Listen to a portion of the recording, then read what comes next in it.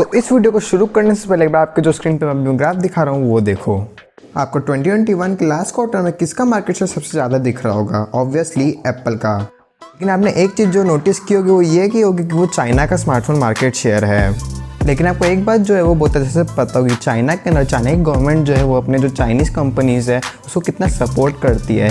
लेकिन इन सब चीज़ों के बाद भी कैसे एप्पल टॉप स्पॉट पकड़ के बैठा है चाइना के स्मार्टफोन मार्केट में, यही स्टोरी का आज हम इस वीडियो में बताने वाले हैं। तो इस स्टोरी की जो शुरुआत होती है वो होती है आज से 6 साल पहले, जब टिम कुक एप्पल की तरफ से एक $275 बिलियन की डील साइन करते हैं चाइना में जाके। And at the same time तो एप्पल ने ये डील साइन की ना चाइना में, उससे पहले एप्पल का जो मार्केट शेयर तो कुछ ज़्यादा ग्रोथ नहीं कर पा रहा था चाइना में। और फिर ये जो $275 बिलियन की डील है ना, याद जाके अपना रंग दिखा रही है एप्पल के लिए चाइना के अंदर। तो जो सबसे पहली चीज़ एप्पल को मिली इस डील के बाद वो थी एक बहुत ही अच्छी लीगल फ्रीडम, जो कि चाइना के अंदर ग्रोथ करने के लिए बहुत ही ज़रूरी है। लेकिन आपको एक बहुत बात अच्छे से पता होगी कि चाइना वही डील में घुसता है जहाँ पर उसको सबसे ज़्यादा फ़ायदा हो। लेकिन ऑन पे आपको जितना फ़ायदा एप्पल का भी नजर है ना, उससे ज़्यादा फ़ायदा चाइना का है। और इस डील में चाइना ने सबसे पहले ये डिमांड की कि एप्पल बहुत सारे इन्वेस्टमेंट चाइना के जो जितने भी रिटेल स्टोर्स होंगे अपने और जितने उसके रिसर्च एंड डेवलपमेंट सेंटर्स होंगे सबसे पहले वहाँ पे इन्वेस्ट करेगा चाइना में।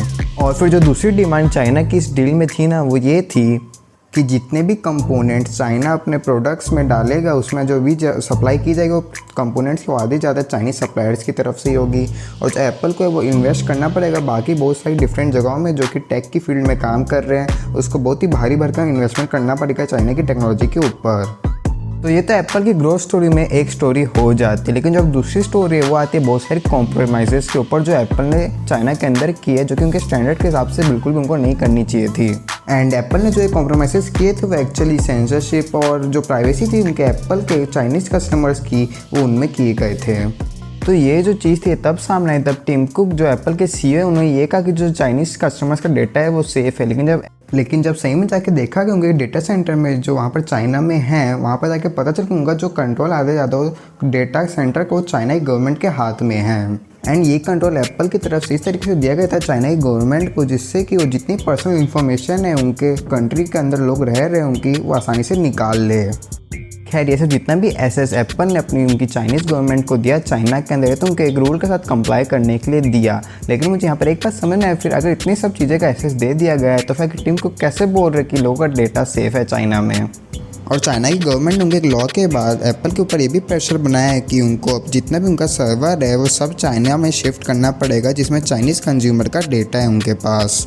एंड एप्पल ने बहुत जल्द ऐसी सेंसरशिप की एक टीम भी बना ली कि जो कि चाइना की रूल्स के साथ अप्लाई करे और जो चाइना की गवर्नमेंट दिखाना चाहे उनके एप्पल के प्रोडक्ट्स के ऊपर ब्राउज़र और के थ्रू वही वो देख सके चाइना के लोग। एंड जो एप्पल का iCloud है ना, जो कि क्लाउड बेस्ड स्टोरेज सिस्टम है जो उनका खुद का है, उसका जो भी कंट्रोल है चाइना के अंदर वो चाइना गवर्नमेंट के हाथ में दे दिया एप्पल ने। एंड चाइनीज़ गवर्नमेंट के लिए एप्पल के iCloud के ऊपर कंट्रोल इसलिए भी ज़रूरी था क्योंकि उसमें बहुत सारे जो उसके चाइनीज़ यूजर्स की थी उनकी पर्सनल इन्फॉर्मेशन जैसे ईमेल और सब रहते थे स्टोर्ड। ये तो हो गए वो कॉम्प्रोमाइज़ जो कि एप्पल ने चाइना के अंदर किए और जो कि वैसे कॉम्प्रोमाइज़ जो कि एप्पल करने को जस्टिफाई बिल्कुल भी नहीं करते हैं। तो इस ग्रोथ स्टोरी में सबसे आखिरी स्टोरी है वो सैंक्शन जो कि USA गवर्नमेंट ने हुआवे और ऑनर के ऊपर लगाए, जो कि चाइना के दो सबसे स्मार्टफोन पॉपुलर ब्रांड्स है दो। और इस सैंक्शन के बाद चाइना के अंदर जितनी भी हुआवे और ऑनर की सेल्स थी वो 16% से ड्रॉप हो गई। तो यहाँ पर हुआवे और ऑनर का रोल इसलिए ज़रूरी है क्योंकि यहाँ पर वो दो सबसे पॉपुलर स्मार्टफोन ब्रांड्स थे जो कि प्रीमियम रेंज में चाइनीज़ लोग बहुत पसंद करते थे।